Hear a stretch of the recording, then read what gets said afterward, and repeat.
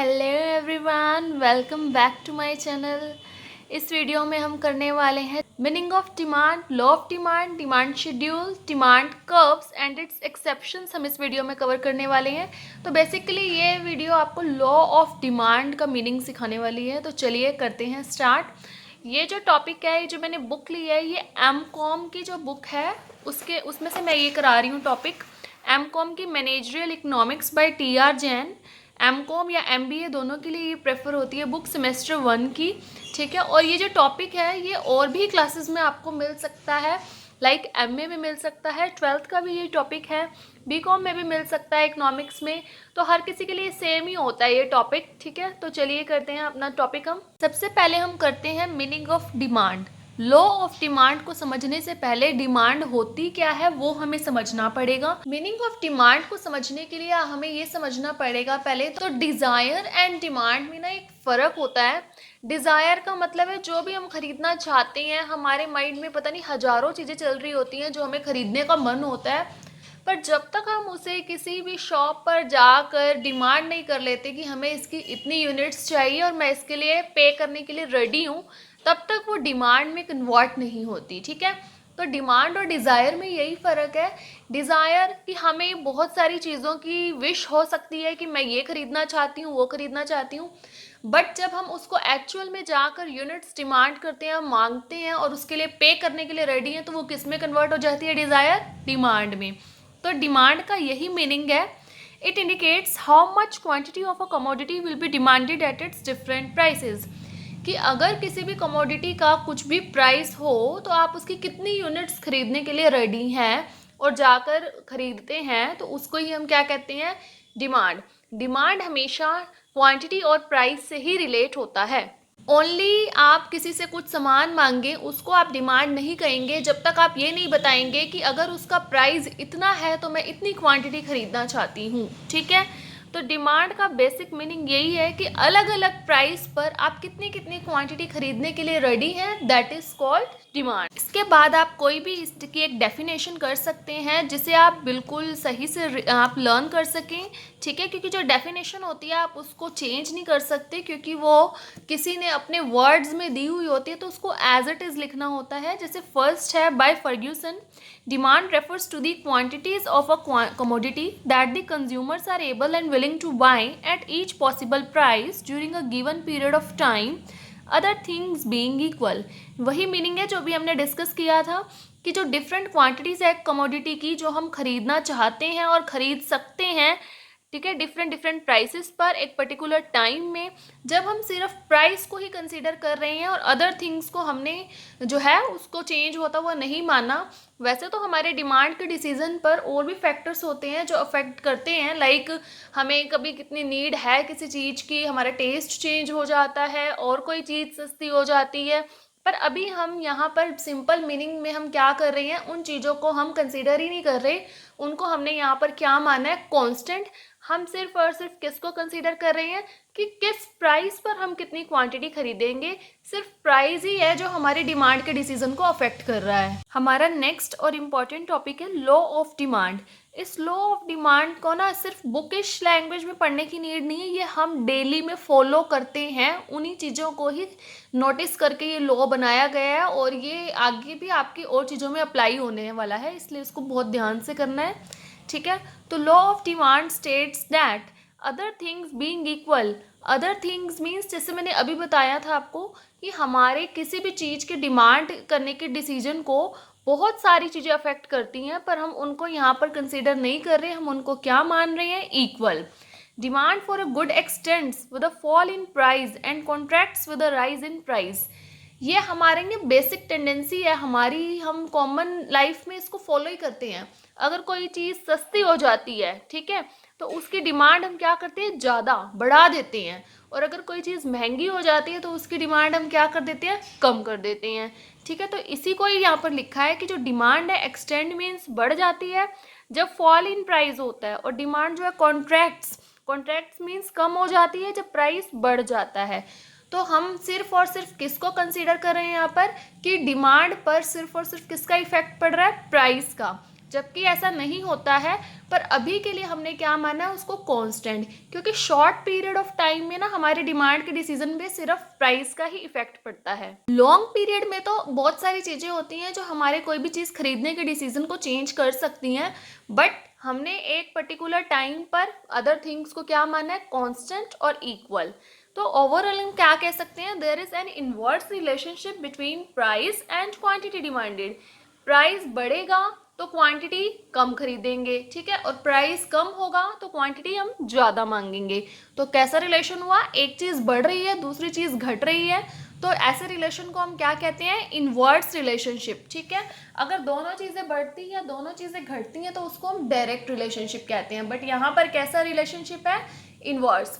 तो एक शॉर्ट में हम लॉ ऑफ डिमांड को क्या कह सकते हैं कि ये बेसिक टेंडेंसी है एक ह्यूमन बीइंग की कि प्राइस बढ़ेगा डिमांड घटेगी, प्राइस घटेगा डिमांड बढ़ेगी, और इनवर्स रिलेशनशिप होगा, ठीक है, किसमें, प्राइस और क्वांटिटी डिमांडेड में। इसके बाद आप इसकी भी कोई सी एक डेफिनेशन कर सकते हैं जो आपको इजी लगे, ठीक है।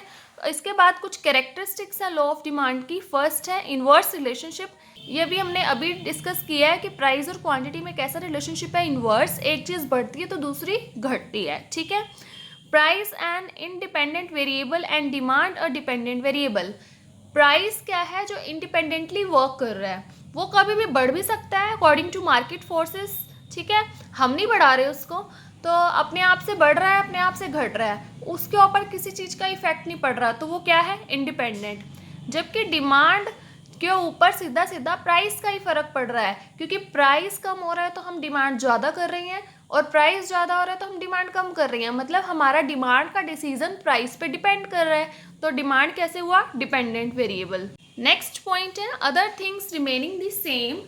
जो और चीज़ें हैं जो हमारी डिमांड के डिसीजन पे असर डाल सकती हैं, यहाँ पर हमने उनको बिल्कुल कांस्टेंट मानना है और मानना है कि उनके अंदर कोई चेंज नहीं आ रहा।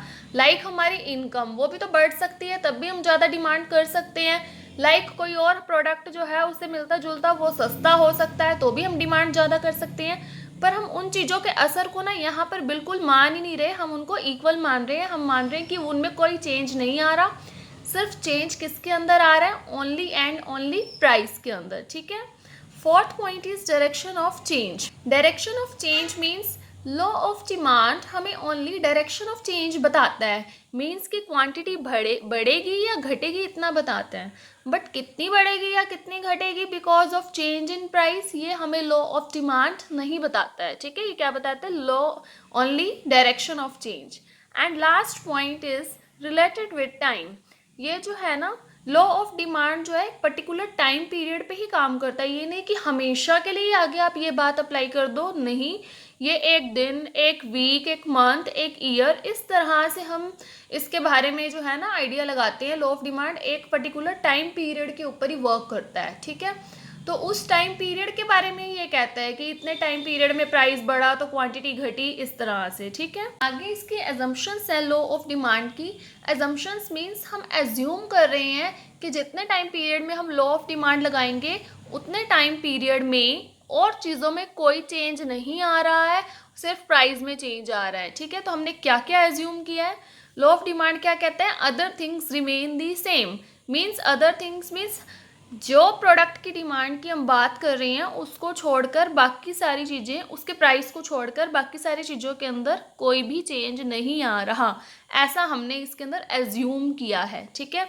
तो उसके बेसिस पर जो डिमांड है वो फंक्शन, हमने फंक्शन के फॉर्म में लिखा है, dx means demand for x, वो किसके इक्वल है, ये फंक्शन है किसका, price of x, means demand of x को क्या क्या असर डालेगा, क्या क्या चीज़ इफेक्ट करेगी, प्राइस ऑफ x इफेक्ट डालेगा, इसलिए इसके ऊपर बार नहीं लगाया गया। p of r means price of related goods, उसके ऊपर बार है, मीन्स इसका हम इस पर असर नहीं पड़ रहा।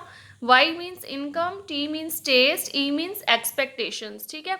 इन बार का मीनिंग ये है कि इन चीज़ों का हम यहाँ पर क्या एज्यूम करके चल रहे हैं कि इनमें कोई चेंज नहीं आ रहा और कोई इफेक्ट डिमांड पर नहीं पड़ रहा, ठीक है।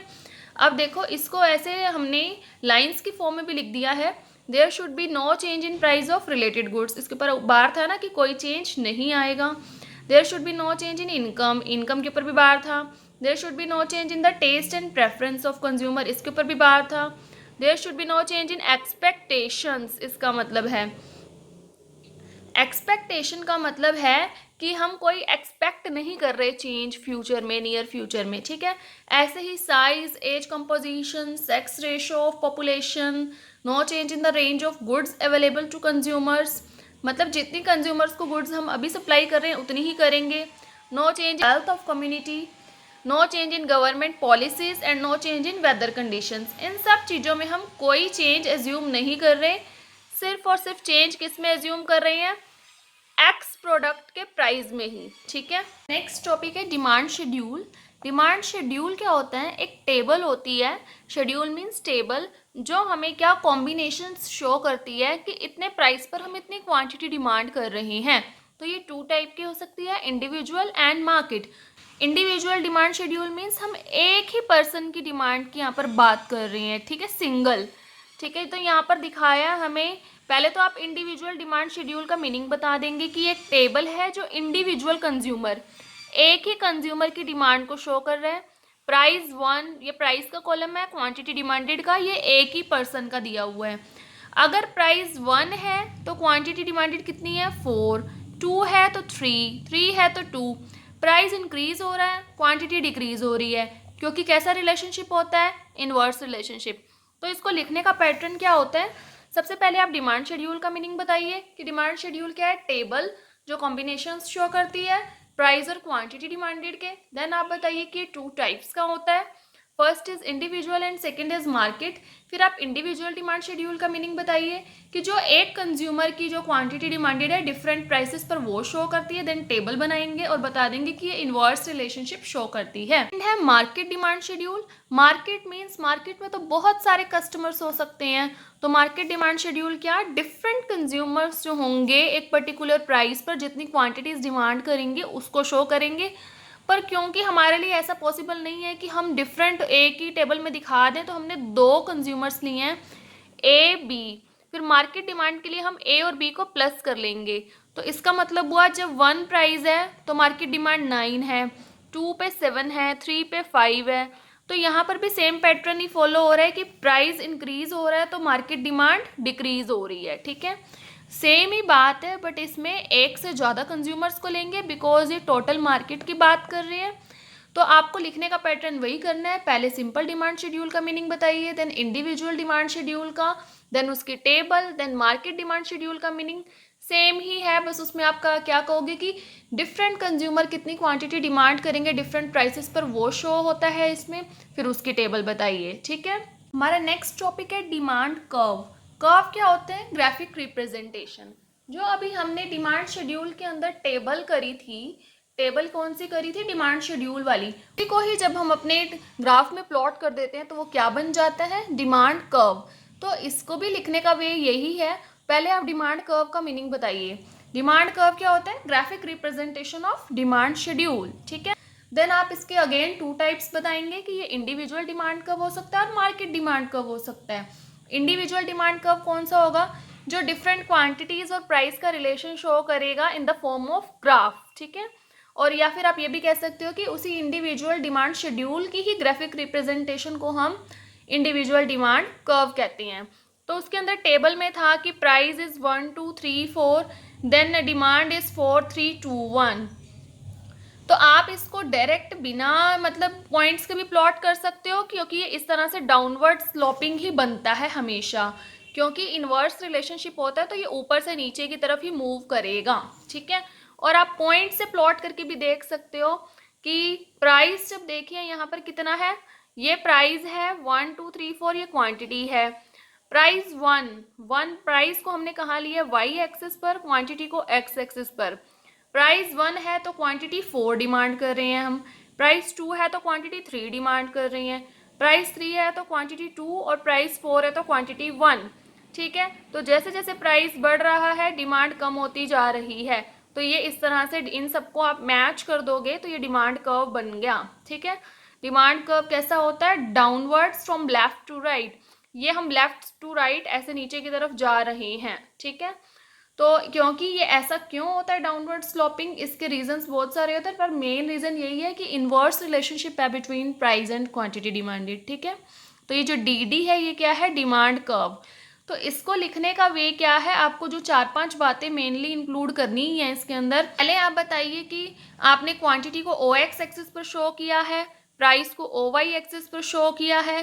देन आप बताइए कि हमने इसको इस तरह से प्लॉट किया है, आप पॉइंट्स को लिख भी सकते हैं कि when price is 1 then quantity demanded is 4, when it rises from 1 to 2 then quantity demanded reduces from 4 to 3।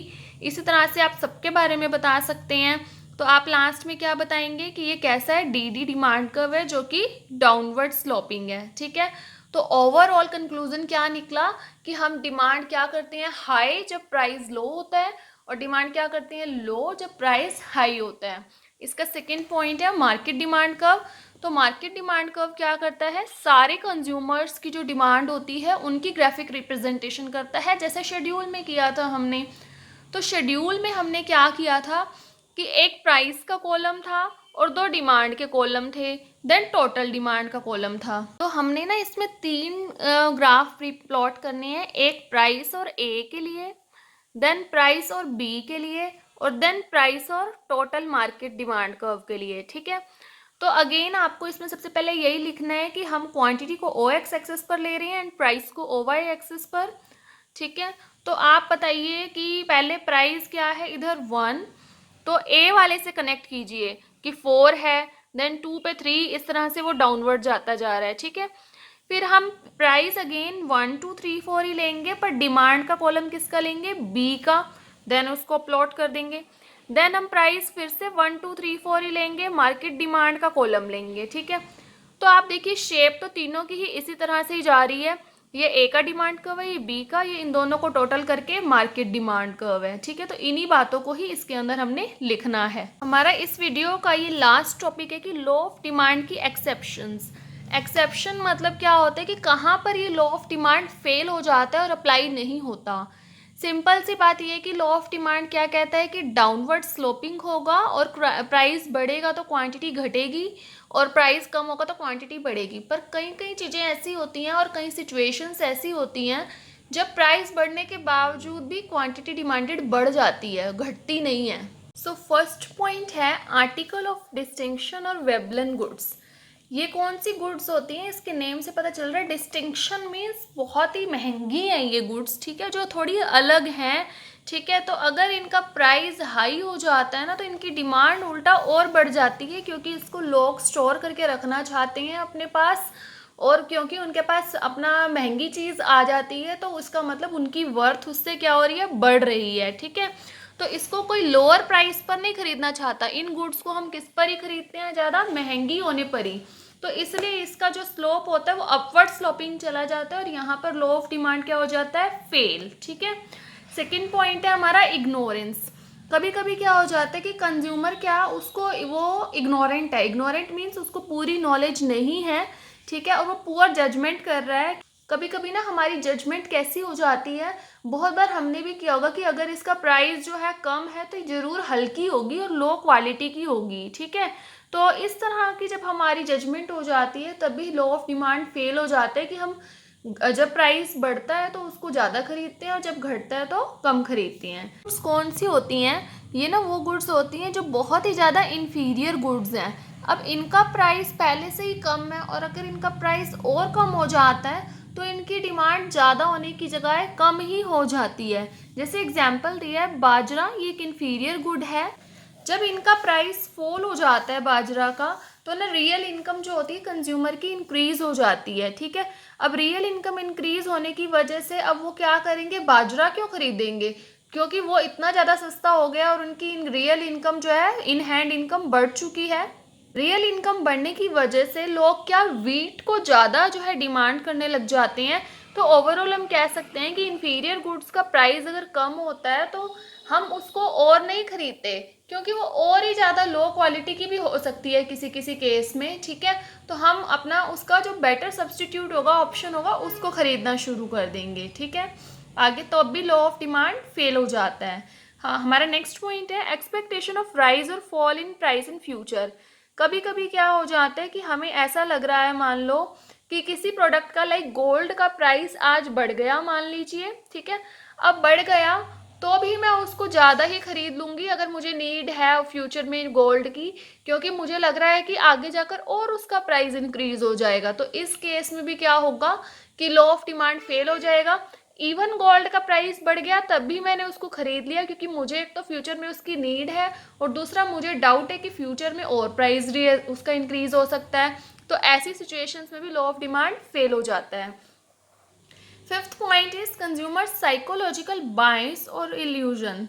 ठीक है, इल्यूजन मतलब मीन्स भ्रम और साइकोलॉजिकल बायस मीन्स कि हमारी ना एक साइकोलॉजी होती है पक्षपात करने की। ठीक है, हम ना बाइस्ड होते हैं। बाइस्ड मीन्स हम एक चीज़ के फेवर में चले जाते हैं। ठीक है, कभी कभी ना हमारी सोच ही बाइस्डनेस वाली हो जाती है। जैसे कई बार ना जो लोग लाइक रिच हो या फिर जिनकी इमेज कॉन्शियस हो या फिर जो सिर्फ ब्रांडेड ही क्वालिटी प्रोडक्ट्स खरीदना चाहते हो या फिर अच्छे शोरूम से ही खरीदना चाहते हो, तो उनको कई बार वो प्रोडक्ट अगर सेल में मिल रहा हो ना कम में, तो उनकी सोच ये होती है कि ये सेल में तो अच्छा नहीं होगा, घटिया हो चुका होगा, क्योंकि उनकी थिंकिंग ही ऐसी है, साइकोलॉजी ही ऐसी है उनकी, उनको भ्रम है, ये इल्यूजन है। क्योंकि जबकि चीज़ वो सेम है बट उन्होंने स्टॉक आउट करने के लिए, क्लियर करने के लिए स्टॉक को सेल में लगाया है, बट वही चीज़ वो शोरूम से परचेज कर लेंगे पर उस टाइम वो सेल से नहीं करेंगे। ठीक है, तो ये साइकोलॉजिकल मैटर है एक। तब भी हमारा लॉ ऑफ डिमांड फेल हो जाता है। इवन व्हेन प्राइस कम हो रहा होता है, ठीक है, तो भी क्या होता है, उसकी डिमांड कम ही हो रही होती है, उसकी डिमांड को हम बढ़ा नहीं रहे होते। ठीक है, हम सब के माइंड में भी कभी कभी आ जाता है कि इतनी महंगी चीज़ हमें सस्ते में क्यों मिल रही है, तो ये हमें डाउट सा रहता है। तो उस केस में प्राइस कम होने के बाद भी हम उसको नहीं खरीदते कभी कभी। आगे है सिक्स्थ, नेसेसरीज ऑफ लाइफ। जो चीज़ें हमारी लाइफ के लिए ज़रूरी ही हैं like wheat, gas, rice, salt, kerosene oil, जो हम डेली बेसिस पर कंज्यूम करते हैं, जिनके बिना हमारी लाइफ पॉसिबल नहीं है, तो उनका प्राइस कुछ भी हो हम उसको खरीदेंगे ही, बढ़ेगा या घटेगा तब भी हम खरीदेंगे ही। तो उस केस में लॉ ऑफ डिमांड फॉलो नहीं होता, हमें खरीदना ही पड़ता है, हमें जितनी भी क्वांटिटी की नीड हो। Seventh point is commodities with special brand and trademark. Consumer, कई लोगों की ना हैबिट होती है कि वो ब्रांडेड ही प्रोडक्ट खरीदते हैं। ठीक है, अगर हम सिर्फ ब्रांडेड प्रोडक्ट ही खरीदना चाहते हैं तो उस केस में भी हम प्राइस को कंसीडर नहीं करते, तो उस केस में भी प्राइस बढ़ता भी है तो अभी हम उसको खरीद लेते हैं क्योंकि हम उसको खरीदने के हैबिचुअल हैं। ठीक है, तो उस केस में भी प्राइस बढ़ेगा तो क्वांटिटी बढ़ भी सकती है, ज़रूरी नहीं है कम ही हो। ठीक है, तो जो ये लॉ होता है ना नॉर्मली सिंपल नॉर्मल गुड्स पे अप्लाई होता है, इस तरह की बातों पे अप्लाई नहीं होता। एट्थ पॉइंट इज वॉर और इमरजेंसी। अगर कई बार कंट्री में वॉर की सिचुएशन है, इमरजेंसी की सिचुएशन है, उस टाइम पे भी लॉ ऑफ डिमांड अप्लाई नहीं होगा। ठीक, last point is small part of total expenditure. कोई कोई चीज़ ना हमारी लाइफ में ऐसी होती है जिसपे ना हम अपनी इनकम का बहुत स्मॉल पार्ट ही खर्च कर रहे होते हैं। एक तो उनकी जो है उन प्रोडक्ट्स की जो प्राइस है वो इतना ज़्यादा नहीं होता और दूसरा हमें उनको इतना ज़्यादा यूज़ नहीं करना होता, तो दोनों वजह से ना हम उनको बहुत कम खरीद रहे होते हैं, या फिर वो हम एक बार खरीदा तो वो बहुत लंबे टाइम तक चल जाती हैं। तो ऐसी चीज़ें हो सकती हैं लाइक पोस्ट कार्ड है, सॉल्ट है, किसी के लिए जैसे जो लोग घर में स्टिचिंग मशीन्स यूज़ नहीं करते उनके लिए रील जो होती हैं वो भी हो सकती हैं, धागा लाइक। ठीक है, तो लाइक कॉटन है, बहुत छोटी छोटी चीज़ें होती हैं जिनको हम कभी कभी थोड़ा थोड़ा खरीदते हैं। ये हर किसी के ऊपर डिपेंड करता है कौन किस चीज़ को कम यूज़ करता है और किसकी लाइफ में किस चीज़ की इम्पोर्टेंस कम है। ठीक है, तो ऐसी चीज़ों का भी प्राइस अगर बहुत ज़्यादा बढ़ गया या घट गया तो इनकी डिमांड पे ज़्यादा असर नहीं पड़ेगा, क्योंकि हम इसको पहले ही बहुत कम खरीद रहे हैं और कभी कभी खरीद रहे हैं, तो एक आधी बारी तो खरीदना है, तो अगर हमें ज़्यादा पे करना भी पड़ेगा तो इट्स ओके। तो ऐसी सिचुएशंस में भी लॉ ऑफ डिमांड अप्लाई नहीं होता। तो ये हमारा टॉपिक था demand, law of demand, it's schedule, curves and its exceptions. ठीक है, आई होप ये टॉपिक आपको क्लियर हो गया हो अच्छी तरह से, लॉ ऑफ डिमांड क्या होता है। ठीक है, और आज की वीडियो में इतना ही। और अगर आप इस चैनल पर न्यू हैं तो please like, share, comment and subscribe the channel. और अगर आपकी कोई क्वेरी है, डाउट है आपको इस टॉपिक में, तो आप कमेंट करके मुझसे पूछ भी सकते हैं।